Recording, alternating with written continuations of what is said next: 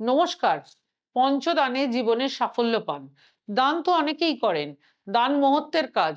তবে এই ৫টি দানে জীবনে মিরাকল সাফল্য পান।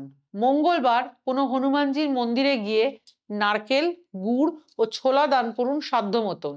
জীবনের সকল বদ্ধ দরজা খুলে যাবে। কুকুরকে প্রতিদিন সাধ্যমতো খাবার দিন। প্রতিদিন রাস্তার পথ কুকুরদের সাধ্য মতন খাবার দান করে দেখুন, আপনার অজান্তেই আপনার সাধ্য বেড়ে যাবে। মা অন্নপূর্ণার কৃপা পেলে আপনার সংসারের সকলে থাকবে দুধে ভাতে। এর জন্য প্রতিদিন পিঁপড়েকে আটা দান করুন।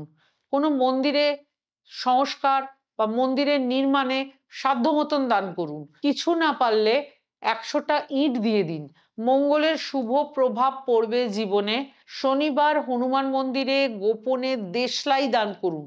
গৃহের নেগেটিভিটি ও শত্রু নাশ হবে। করেই দেখুন না, শুভ পরিবর্তন হবে।